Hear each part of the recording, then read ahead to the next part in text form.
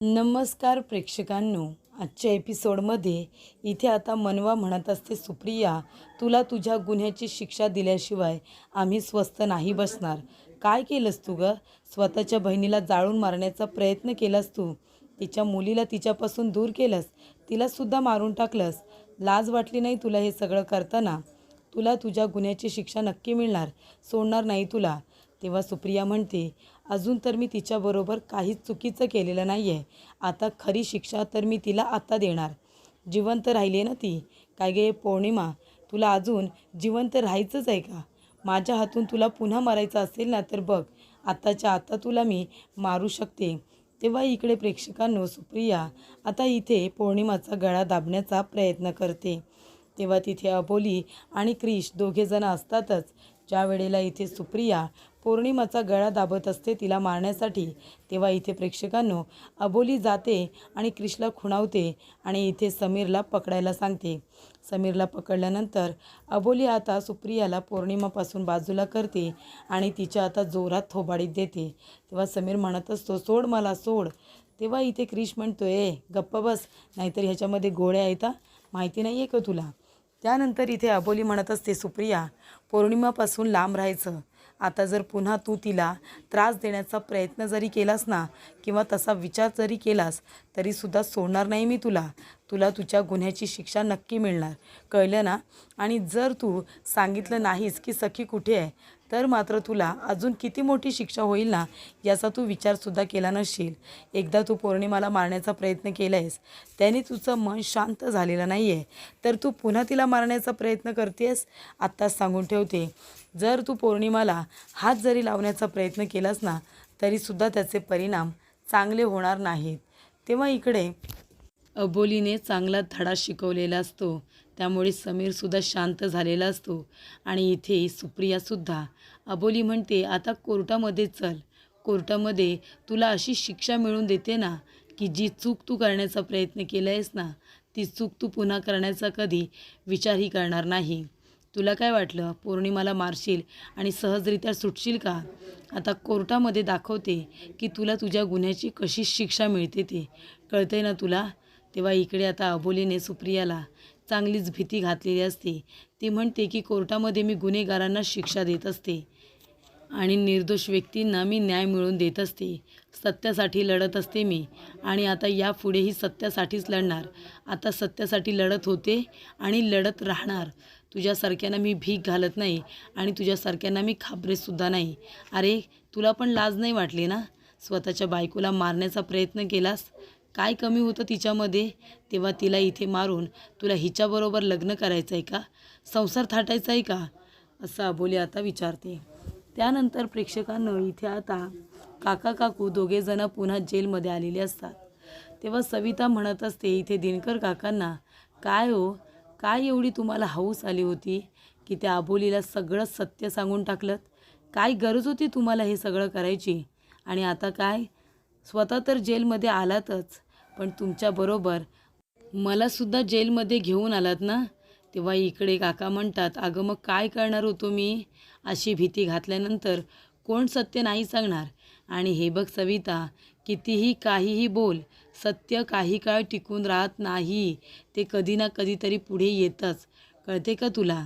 तेव्हा तिथे क्रिश येतो. तेव्हा दिनकर काका म्हणत असतात, क्रिश, अरे असं काय करतोस? आम्ही तुझे काका काकू आहोत ना. मग तू आम्हाला आता एवढी मोठी शिक्षा करणार का? तू आम्हाला इथे अरेस्ट करून ठेवणार, जेलमध्ये ठेवणार? हे बरोबर नाही आहे बाळा, आम्हाला बाहेर काढ. तेव्हा क्रिश म्हणतो, काका काकू, तुम्हाला मी इथे अरेस्ट केलेलं नाही आहे. तुम्ही जी काही ही शिक्षा भोगताय ना, तुमच्या कर्माचं फळ आहे. तुम्ही त्या निर्दोष बाईला जाळून मारण्याचा प्रयत्न केलात का? तर प्रॉपर्टीसाठी. आणि त्या निष्पाप मुलीची या सगळ्यामध्ये काय चूक होती? तिची का तुम्ही इथे फरफट केली? त्या मुलीला तुम्ही कुठे ठेवले ते आधी सांगा. आणि काका काकू, मी इथे तुम्हाला माफ करू शकणार नाही आहे. अहो, मी तर तुम्हाला म्हणतो की अबोली जर तुम्हाला शिक्षा देऊ शकली नाही ना, तर मी इथे कायदा हातात घेईन आणि तुम्हाला शिक्षा करेन. कळते का तुम्हाला? मला तुमचा हा आगाऊपणा अजिबात सहन झालेला नाही आहे. अहो, तुमची जर सून इतकी चांगली होती आणि तुम्ही जर सांगत होता तसे तिच्याबरोबर चांगले वागला असतात, तर काय झालं असतं? पण नाही, तुम्हाला तर तसं चांगलं वागायचंच नव्हतं ना, कारण तुम्ही फक्त चांगलं वागण्याचं नाटक करत होता. पण तुम्हाला सोडणार नाही आहे आम्ही काका काकू. तुमच्या गुन्ह्याची शिक्षा तुम्हाला लवकरच मिळेल आणि जर ती नाही मिळाली ना, तर मी मिळवून देईन. तेव्हा इकडे स्वतःच्या सुनेला मारण्याचा प्रयत्न केलात, स्वतःच्या नातीला मारण्याचा प्रयत्न केलात आणि तुम्हाला काय वाटलं, तिचा खून करून तुम्ही मात्र इथे आरामात जीवन जगाल असं वाटलं तुम्हाला. तुमच्यापर्यंत कायद्याचे हात पोचणार नाही असं वाटलं होतं ना तुम्हाला. आता तुम्ही बघताय कुठे आहात तुम्ही. सत्य एक दिवस सगळ्यांच्या समोर येतच. तुम्हाला सोडवलं जाणार नाही आहे. तुम्हाला तुमच्या गुन्ह्याची शिक्षा मिळणारच असं आता इथे क्रिश म्हणत असतो. त्यानंतर प्रेक्षकांनो इथे खूपच आता मोठी गोष्ट घडलेली असते. अंकुशने त्यांना चौकशीसाठी बोलावलेलं असतं. तेव्हा इथे हवालदार जाधव येतात. काका काकूंना म्हणतात की चला, तुम्हाला आता सरांनी चौकशीसाठी बोलावलेलं आहे. तेव्हा अंकुश म्हणतो, हे बघा, आत्तापर्यंत तुम्ही किती मोठा गुन्हा केला आहे हे तुम्हाला कळलंच असेल. याची प्रचिती तुम्हाला आता आलीच असेल आणि जो काही तुम्ही गुन्हा केला आहे ना, त्याची शिक्षासुद्धा तुम्हाला मिळणारच आहे. शिक्षा तर तुम्हाला मिळणारच. तुम्हाला इथे सहजासहजी सोडलं जाणार नाही. त्यामुळे आता विचारलेल्या प्रश्नाची खरी खरी आणि सरळ उत्तरं द्यायची. तेव्हा इकडे आता अंकुश प्रश्न विचारणार असतो, त्याची उत्तरं काका काकूंना द्यायची असतात. अंकुश विचारतो की तुम्ही हे सगळं का केलं हे मला माहिती आहे. तुम्ही प्रॉपर्टीसाठी केलं, पण हे सगळं करून तुम्हाला काय मिळालं? काय मिळालं तुम्हाला हे सगळं करून? आणि तुमची नात कुठे आहे, सखी कुठे आहे ते सुद्धा सांगा. तेव्हा काका म्हणतात की अहो, मी तुम्हाला खरं खरं सांगतो आहे, मला नाही माहिती सखी कुठे आहे. मला जर माहिती असतं तर मी तुम्हाला आधी सांगितलं नसतं का? मला खरंच माहिती नाही आहे सखी कुठे आहे. माझ्या बोलण्यावरती विश्वास ठेवा. तेव्हा अंकुश म्हणत असतो की तुमच्या बोलण्यावरती विश्वास ठेवायला मी आता मूर्ख नाही आहे. तेव्हा आता आमच्यापासून कुठलीही गोष्ट लपवून ठेवू नका. खरं खरं सांगा, पौर्णिमाला मारण्याच्या प्लॅनमध्ये कोण कोण सामील होतात? हे सगळं करून तुम्हाला तुमची प्रॉपर्टी मिळाली का? आणि त्याचबरोबर एवढं नाटक करायची तुम्हाला काय गरज लागली? आणि त्याचबरोबर सखीच्या मुलीला कुठे लपवून ठेवले? या सगळ्या प्रश्नांची उत्तरं द्या. काका काकू, तुम्ही आमच्यापासून आता काही लपून ठेवू नका. हे बघा, मला खरं सांगा की सखी कुठे आहे. कदाचित मी तुमची मदत करेन, तुम्हाला शिक्षा कमीत कमी होईल यासाठी मी प्रयत्न करेन, पण आम्हाला सत्य सांगा. आता काही लपून ठेवू नका, कारण मग आमचासुद्धा नाईलाज होईल आणि आम्हीसुद्धा तुम्हाला शिक्षा मिळवून देण्यासाठी मग प्रयत्न करू. त्यापेक्षा इथे तुम्ही एका निष्पाप मुलीला मारण्याचा प्रयत्न केलात, एवढा मोठा कट रचलात आणि नंतर अपेक्षा ठेवता की तुम्हाला त्याची शिक्षासुद्धा व्हायला नको. असं कसं? शिक्षा तर होणारच.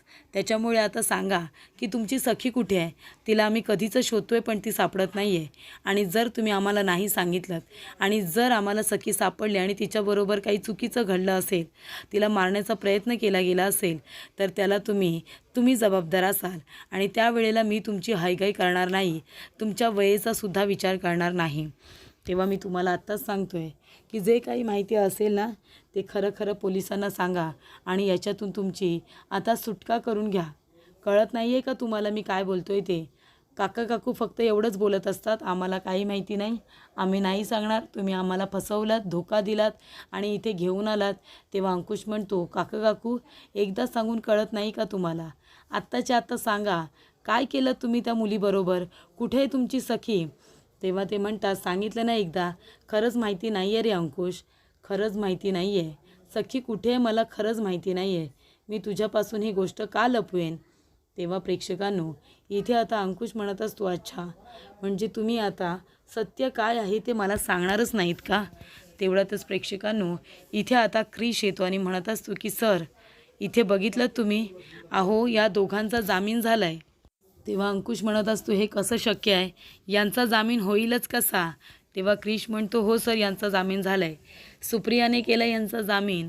असं म्हणाल्यानंतर अंकुशला आता फार राग येतो, कारण का हे गुन्हेगार लोक आहेत. वय जरी त्यांचं जास्त असलं तरीसुद्धा त्यांनी इथे एका व्यक्तीला मारण्याचा प्रयत्न केला आहे. तीसुद्धा दुसरी तिसरी कोणी नसून स्वतःच्या सुनेला मारण्याचा प्रयत्न केला आहे. त्यानंतरला स्वतःच्या नातीला त्यांनी गायब करून ठेवले. कारण का? पौर्णिमानंतर सगळी प्रॉपर्टी त्यांच्या नातीच्या म्हणजे सखीच्या नावाने होईल ना, त्याच्यामुळे हा रचलेला त्यांचा प्लॅन होता. पण आता प्रेक्षकांनो ही गोष्ट सगळ्यांनाच कळलेली असते. त्याच्यामुळे आता लपवालपवी करून काय उपयोग. तेव्हा अंकुश म्हणत असतो की आता समजलं आहे आम्हाला सगळं. आता तुम्ही सांगा की तुम्ही सखीला कुठे ठेवले आहेत, कारण पौर्णिमाला फक्त तिची मुलगी हवी आहे सखी. पण प्रेक्षकांनो सुप्रियाने जामीन केल्यानंतर आता काका थांबतायत का. काका म्हणतात अंकुश बघितलंस ना, मी तुला आधीच म्हणालो होतो आम्हाला सोडून दे रे, आम्ही इथे जास्त वेळ थांबणार नाही. बघितलंस ना, आमची चौकशी करता करता आमचा जामीन झाला. त्यानंतर प्रेक्षकांनो इकडे आता खूपच जास्त अंकुशला राग आलेला असतो. काकासुद्धा इथे त्याला चिडवण्याचं काम करत असतात. म्हणत असतात की बघितलंस ना, आम्हाला शेवटीला जामीन भेटलाच. आमच्याकडून तुला काहीही माहिती कळणार नाही, कळलं का तुला. तेव्हा प्रेक्षकांनो अंकुश आता तर चिडलेला असतोच, पण इथे घरी आल्यानंतर सुप्रियासुद्धा चिडलेली असते. सुप्रिया म्हणत असते काय रे, तुम्हाला दोघांना कोणी सांगितलं होतं इतका अतिशहाणपणा करायला. सांगितलं होतं ना स्वतःचं डोकं चालू नका म्हणून. तेव्हा इकडे दिनकर काका म्हणतात पण खरंच सुप्रिया, खरंच तू खूप चांगलं काम केलंस. आम्हाला दोघांना तू तिथून निर्दोष सोडून आणलंस. तेव्हा इकडे सुप्रिया म्हणत असते मग तेवढं तर करावंच लागणार ना, कारण तुम्हाला दोघांना जर तिथे ठेवलं असतं ना तर काय झालं असतं काय माहिती, सगळं ओकून बसलं असतात. आणि तसंही आता आपल्याला पुढे एकत्र येऊनच काम करायचं आहे. तेव्हा दिनकर काका म्हणतात आता तू म्हणशील ना तसंच होईल. तेव्हा इकडे सुप्रिया म्हणत असते की हे बघा, आपल्याला आता त्या पौर्णिमाला खोटं ठरवायचं आहे. पौर्णिमा मेलेली आहे पण ती जिवंत आहे हे अजून सगळ्यांनाच माहिती नाही. एकतर तिचा काहीतरी बंदोबस्त करावा लागेल.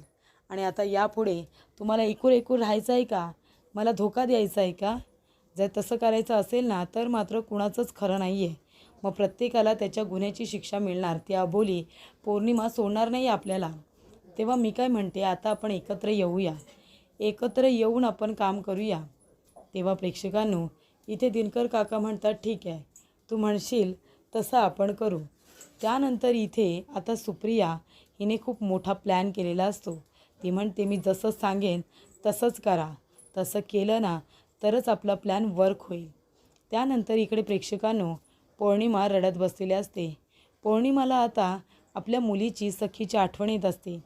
आणि महत्त्वाची गोष्ट म्हणजे पौर्णिमा जिवंत आहे ही गोष्ट आता सुप्रियाला कळलेली असते. मग काय सुप्रिया पौर्णिमाला सोडायला तयार आहे? बिलकुल नाही. ती म्हणत असते की ती जिवंत आहे ना, पण मी तिला सुखासुखी जिवंत राहू देणार नाही. तिला तिच्या गुन्ह्याची शिक्षा होणार म्हणजे होणारच. मी सोडणार नाही तिला आणि तिच्या मुलीलासुद्धा. आणि इकडे आता अबोली येते.